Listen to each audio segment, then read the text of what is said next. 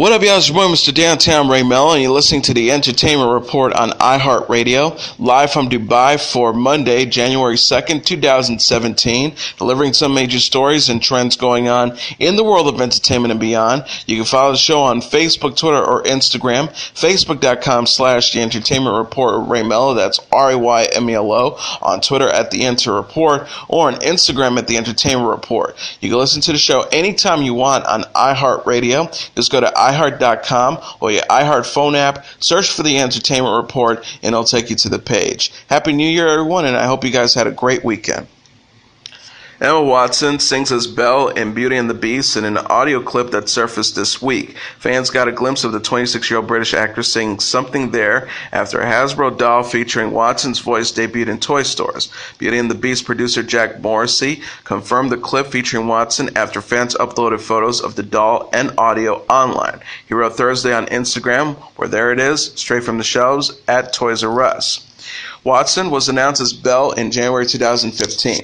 Paige O'Hara, who voiced the character in the 1991 animated Disney version, later told USA Today that the actress was a perfect pick for the new live-action adaptation. She says, "I think if I were producing that movie, Emma Watson would be my first choice." The actress added, "I'm just really happy they went with Emma. She's got the intelligence, she's got the humor. I think she's going to be really, really special." The new Beauty and the Beast is directed by Bill Condon, who directed Chicago, and co-stars Dan Stevens, Luke Evans, and Kevin Kline. We released a first full-length trailer in November and will open in theaters March 17, 2017. Condon said in a behind-the-scenes video in September, "I was so excited to hear that Disney was thinking about doing a live-action version. When something is so perfect, why get near it?" The answer is, technology has caught up to the ideas that were introduced in that movie. Mandy Moore, Zoe Saldana, Sofia Vergara, and Brie Larson have been confirmed as Golden Globe ceremony presenters. The actress's involvement was announced via Twitter. It read, "Exclusive, we can announce that at the Mandy Moore and at Zoe Saldana will be presenters at the Golden Globe Awards January 8th. Jimmy Fallon is hosting the January 8th event, which will broadcast on NBC. The gala honors excellence in film and television for 2016. HBO says its documentary Bright Lights, starring Carrie Fisher and Debbie Reynolds, will premiere on January 7th instead of in March as planned. The cable network said in a press release that the scheduled move was made in light of the recent and unexpected deaths of both Carrie Fisher and Debbie Reynolds. Fisher died after suffering a mid-flight heart attack on December 23rd. Her mother suffered a stroke and died one day after she did at the age of 84. Synopsis reads, "The story of a family's complicated love. This documentary is an intimate portrait of Hollywood royalty in its eccentricity. Carrie Fisher and her mother Debbie Reynolds lived in the same Beverly Hills compound. The 83-year-old Grand Dame still has a Las Vegas act, but performing is taking its toll. Carrie's response is both hilarious and heartrending." Featuring vintage family films that bring iconic old world Hollywood to life, as well as extensive footage, the film is directed by Alexis Bloom and Fisher Stevens. The documentary has screened at the 2016 Cannes Film Festival, the Telluride Film Festival, and the New York Film Festival. But this will be the first time it will be shown on television. HBO will also rerun the 2010 special Wishful Drinking, a feature-length adaptation of Fisher's hit autobiographical stage production. And in a related story, Todd Fisher says his famous mother, Debbie Reynolds, and his film star sister, Carrie Fisher, will have a joint funeral and be buried together at Forest Lawn Memorial Park in Burbank, California. TMZ says the actress's double funeral is expected to take place early next week. According to Rolling Stone magazine, Todd Fisher has said that the service will be private and public memorial may also take place at some point. However, the devastated family is not planning one yet. TMZ reported the cemetery was chosen as the women's final resting place because Reynolds loved the entertainer Liberace, and he is also interred there. Todd and Carrie Fisher were the only children shared by Debbie Reynolds and Reynolds' late ex-husband, singer and actor Eddie Fisher. Carrie is survived by her 24-year-old daughter, actress Billie Lourd. About 100 people, many of them members of the press, attended Friday's funeral mass for actress and socialite Zsa Gabor at the Church of the Good Shepherd in Beverly Hills. Gabor died December 18th at the age of 99 after years of declining health. The Hollywood Reporter says her ashes, which were contained in a gold box and surrounded by roses, sat on a table as her ninth husband, Frederick Prince von Anhalt spoke for more than 40 minutes about his life with his wife of more than 30 years. Among the mourners at the church were reality TV personality Bobby Trendy, actors Kate Linder, and actor Jason Stewart. The Hollywood Reporter quoted von Anhalt as saying about why more famous people were not present at the service. He said, "Lots of people she outlived, so most of her friends aren't here anymore anyhow. And other friends, they went on vacation, Colorado, Acapulco, to have a good time." The grieving husband also said during his lengthy eulogy he is pleased Gabor was immortalized with the star on the Hollywood Walk of Fame. The Los Angeles Times reported von Anhalt said she will never be forgotten because she has her Hollywood star. It will always be Zsa Zsa Gabor. It will never end. Father Edward Benedov, the only other person that spoke at Gabor's funeral, says she epitomized and personified Hollywood glamour. She could write, she could act, she had many, many talents. Actress Maureen McCormick reunited with her former Brady Bunch siblings for an evening celebrating the life of their television matriarch Florence Henderson. Henderson died November 24th at the age of 82. She was seen on Dancing with the Stars just days earlier, enthusiastically supporting McCormick, who competed on the reality dance show in its most recent season. McCormick shared on Twitter a group photo that showed her with Christopher Knight, Mike Lookinland, and Susan Olsen, along with other people who gathered this week to remember Henderson. McCormick wrote in the captioning the image, "Most beautiful evening with family and friends celebrating our beloved Florence." In a passing to report, former MASH co-star William Christopher has died of lung cancer at his home in Pasadena, California. He was 84. The actor's agent confirmed his passing Saturday morning to the Hollywood Reporter. The agent said in a statement, 2 weeks ago he took a turn for the worse. Hospice began this week at his home, and he went peacefully without pain this morning. Best known for his portrayal of kindly Father John McCanchi on the Korean War set sitcom and its short-lived spin-off series After MASH, the Illinois native also appeared on The Andy Griffith Show, Gomer Pyle, Hogan's Heroes, That Girl, Nichols, Patty Duke's Show, among others. His film credits include The Fortune Cookie, The Shakiest Gun in the West, With Six You Get Egg Rolls, and Heart of the West. He recently played a recurring role on daytime soap opera Days of Our Lives. He's survived by Barbara, his wife of more than 50 years, and his sons John and Ned. He was 84. Britain's Queen Elizabeth II missed New Year's Day services at church on Sunday. A Buckingham Palace spokeswoman told the BBC the 90-year-old monarch is still recuperating from the lingering heavy cold, which has kept her out of the public eye for 12 days. Prince Philip, who's 95, was also recently under the weather, but has since made a full recovery and was at church alongside Princess Anne, Prince Edward, and other members of the royal family on the first day of 2017. People magazine reported a statement from Buckingham Palace saying Her Majesty the Queen will not attend Sunday's worship at Sandringham today. The Queen does not feel ready to attend church as she is still recuperating from a heavy cold.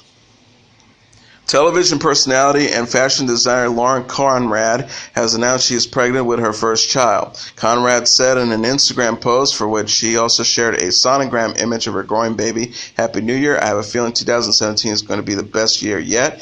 The child's gender and anticipated due date have not yet been revealed. People magazine says Conrad married musician William Tell in 2014 at a boutique winery in San Ynez, California.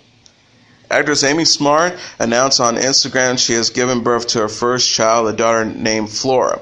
Smart has been married to lifestyle television personality Carter Oosterhouse since 2011. Smart captioned her first family photo, "It is with great gratitude and pleasure to welcome our little girl Flora to the world. What a blessed way to bring 2017. Amen. And thank you, God, for this special new life."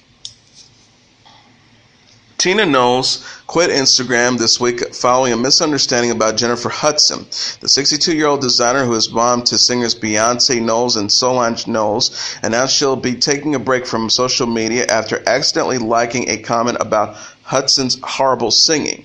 Knowles wrote, "I'm writing this commentary for Jennifer Hudson and not for the evil, mean people that are making this into a social media ugly thing. I've known Jennifer Hudson for many years and would never ever say anything negative about her or agree with anything negative." She explained, "My children worry that I might accidentally touch something when looking at other sites and have warned me about it. They always said that I am not that great on social media. I have to be very careful, and somehow maybe I touched a button." Social media users have captioned screenshots of Knowles liking a comment that read, "J. Hud sounds terrible." or horrible. An Instagram user had made the remark on a video of Beyonce and Hudson performing at the 2007 Academy Awards. Knowles said, "I came across a video of Beyonce and Jennifer, which I totally enjoyed. I was looking at them. I didn't even look at the comments or what people were saying till just now, and I absolutely would not have touched a like or dislike on one of these sites." She also added, "I think if you look through my Instagram, you'll see that I am not a hater and I am not negative about people. So to Jennifer, for my mistake of accidentally touching it, which I don't remember doing, I really apologize. I totally love and admire you. I will be taking a break from social media as this is the bad side of it." Drake and Jennifer Lopez fueled dating rumors Thursday by sharing a kiss at a winter party. The 30-year-old rapper and 47-year-old singer were spotted smooching at a Winter Wonderland formal where they were crowned king and queen. Drake and Lopez kiss and dance as their rumored musical collaboration appeared to play in the background. The rapper later shared a photo of his look from the night on Instagram. Drake and Lopez were first linked this month after the rapper attended Lopez's concert December 11th in Las Vegas. The pair appeared to confirm their relationship this week by sharing a cuddle-up picture on social media. Sources told People Jen is looking forward with excitement to the new year. She keeps hanging out with Drake, and he has visited her house. She has nothing but nice things to say about Drake. Insider added, Jen loves the attention, and she seems very happy to be spending time with him. Drake is charming. He treats Jen with lots of respect. She seems very smitten. Lopez and boyfriend Casper Smart split in August after 5 years of dating, while Drake and girlfriend Brianna called it quits again in October. The singer was previously married to Ojani Noah, Chris Judd, and Mark Anthony. Source recently told E! News Drake is really into Jennifer. They have great chemistry. Madonna is giving fans a glimpse of her family's snowy ski vacation. The 58-year-old singer shared photos this week with her 4 children, 20-year-old daughter Lourdes, 16-year-old son Rocco, 11-year-old son David, and 10-year-old daughter Mercy from their trip to Vabir, Switzerland. She captioned a group picture of her kids, close friend David Blaine, and other pals, Swiss Family Robinson, at Sean Von 8, at NCR Films, at David Blaine, at Demesto, at Luigi and Liango. Madonna also posted a snapshot of herself with David and Mercy from the slopes. The trio were all smiles as they posed for a selfie while taking the ski lift up the mountain. She captioned the photo "Ski Bunnies." The family's outing follows reports of Madonna's estrangement from Rocco, who lives with his dad, director Guy Ritchie, in London. Ritchie remarried in 2015 and has 3 young children with wife Jackie Ansley. So it's told Page 6 this week that Blaine has helped Madonna reconcile with Rocco. Madonna also shares son David with Ritchie. The couple adopted David from Malawi during their marriage, and Madonna went on to adopt Mercy, also from Malawi, on her own. The singer discussed her work with orphan care centers, clinics, and schools in the country in an interview with Billboard this month. She said, "I've been working in Malawi for over a decade. I have a huge commitment and love for the country, and I will never desert them. I adopted my 2 children that I'm so lucky to have living in my house right now. Since then, I've been working tirelessly trying to make Malawi a more self-sufficient country." Pro wrestler turned movie star Dwayne Johnson shared a photo of the lavish present he gave his beloved father this week. Johnson wrote in an Instagram post Friday, "Bought my dad a Christmas gift and surprised him. He's had a hard life. This one felt good. My dad, Rocky Johnson, is a minimalist, always has been, never asked me for much, and over the years his needs are always the barest." He also added, "Crazy story, my dad's dad died when he was 13 years old. That Christmas, my dad's mom had her new boyfriend over for Christmas dinner. Her boyfriend got drunk and pissed on the turkey. My dad went outside, got a shovel, drew a line in the snow, and said, 'If you cross that line, I'll kill you.' The drunk crossed it, and my dad laid him out cold as a block of ice. Cops were called. They told my dad's mom that when her boyfriend regains consciousness, he's going to kill your son, so one of them has to go. In front of the entire family, my dad's mom looked at him and said, 'Get out.' He was 13 years old and now homeless." This fucked up true story happened in Amherst, Nova Scotia, Canada in 1954. He needed the bare minimum then, just like it does now. Over the years, I've moved him into a big home, got him trucks to drive, which he'll literally drive into the ground until I get him somewhere else.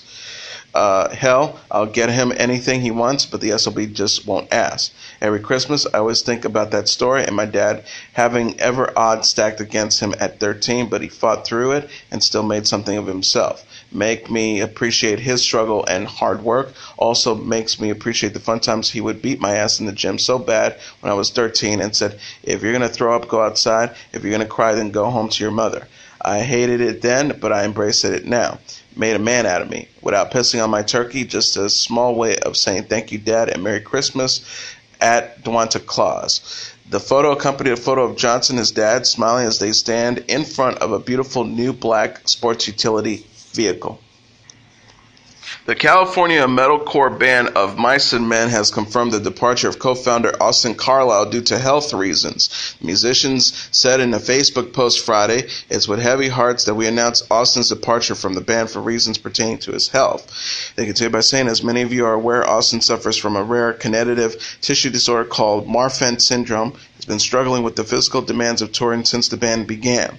At his most recent series of surgeries at Stanford University Hospital, following the cancellation of our European headlining tour, his team of doctors informed him of the damage that performing, and more specifically his aggressive vocals, have caused his body. They warned that if he were to continue to do so, it would cause permanent and irreparable damage to his spine and nervous system. Following the advice of his team of specialists, Austin decided it's best that he stepped away from the band and changed his lifestyle to better his health. Though we are heartbroken that he can no longer continue, his health has always been of utmost importance to us, and we are supporting him now in this decision and are proud of his perseverance over the years. We had an amazing and unforgettable past few years making music and touring the world, and the four of us look forward to sharing the next chapter of the band's story with you. All previously announced shows will proceed as planned, and we thank you for your continued love and support. We couldn't do this without all of you. See you real soon. Mariah Carey's performance in Times Square on New Year's Eve was marred by technical difficulties and frustration, meaning the pop star did very little actual singing during the high-profile event. The Hollywood Reporter says a vocal track malfunctioned and tripped up Carey during her set for Dick Clark's New Year's Rockin' Eve. Carey said, "I'm trying to be a good sport here," adding that her vocal track was missing and she couldn't hear through her earpiece. To fill the void, she invited the audience to sing along with the music. As the technical issues continued and her dancers kept going, bits of pre-recorded songs could be heard in the background, but Carey, for the most part, did not sing along. CNN says she paced across the stage, eventually stating, "It is what it is. It just doesn't get any better." She later tweeted, "Shit happens. Have a happy and healthy New Year's, everybody. Here's to making more headlines in 2017. Rogue One, a Star Wars movie, has become the #1 movie in the weekend box office for the third week in a row, making an estimated $49 million. Coming in at number 2 was Sing, which made $41.4 million. Number 3, Passengers, which made $15.5 million. Number 4, Moana, which made $10.1 million. And Fences at number 5, which made $10.1 million. Rounding out the top tier is number 6, Why Him, which made $9.5 million. Number 7, La La Land, which made $9.3 million. Number 8, Assassin's Creed, which made $8 million. Number 9, Manchester by the Sea, which made $4.1 million. And Collateral Beauty at number 10 with $4 million. And now let's take a look at what happened on this date in entertainment history. On this date in 1980, Sherry Lansing named first female studio production head. Former model named head of Fox Productions ran the headline on the January 2nd, 1980 issue of the New York Times over an article announcing that Sherry Lansing had been selected to lead the production department at 20th Century Fox. After signing a 3-year contract at a minimum of $300,000 per year, plus the possibility of hefty bonuses based on box office returns, Lansing became not only the first woman to head production at a major movie studio, but also one of the highest paid female executives in any industry. Though Lansing later expressed irritation at the prominent mentions of her modeling career in the press coverage of her promotion, there was no doubt that she had an unusual resume for a top studio executive. Just 35 years old at the time, the Northwestern University graduate was a former high school math teacher who was later featured in a television commercials for Max Factor Hair Productions. A role in John Wayne's movie Real Lobo hooked Lansing on the film industry, and she landed a job as a script reader for an independent producer. Rising through the ranks from executive story editor to executive vice president of creative affairs at Metro-Goldwyn-Mayer, she left the studio for Columbia Pictures, where she rose to vice president of production and later senior vice president. Lansing's appointment came after months of uncertainty at 20th Century Fox. President Alan Ladd Jr., who had been at the reins for the studio's 1977 mega hit Star Wars, had resigned in July amid disagreements with studio chairman Dennis Stanfield. When most of the company's top brass also left in the fallout, the new vice chairman and chief operating officer Alan Hirschfield, the former president of Columbia Pictures, brought on new people from his old studio. Lansing, who had worked as a senior production executive on Columbia's critically acclaimed hits Kramer vs. Kramer, which won 5 Academy Awards, including Best Picture, and The China Syndrome starring Michael Douglas, was one of these hires. As Hirschfield told the New York Times, the latest Motion Picture Association of America reports show that the audience is still trending down in age. 60% of the audience is between ages 14 and 24. Sherry can attract the younger creative movie makers who can make pictures that attract the younger audience. In her 3 years at Fox, Lansing counted Chariots of Fire, The Verdict, and Taps among her success. She left the studio in 1983 to form a production venture with Stanley Jaffe. The union produced Fatal Attraction 1987, The Accused 1988, Black Rain 1989, School Tides 1992, and Indecent Proposal 1993. After Jaffe became president of Paramount Communications, Lansing took over the chairmanship of Paramount Pictures in 1992. During her 12-year tenure there, the studio had an impressive run of hits, including the blockbuster hits Forrest Gump 1994, Braveheart 1995, and Titanic 1997, all winners of the Oscar for Best Picture. The latter two were co-produced with Fox. Lansing left Paramount in 2004 after the company was bought by Viacom. She subsequently formed her own foundation dedicated to raising funds for cancer research and received the Jean Herschel Humanitarian Award at the 79th Academy Awards in 2007.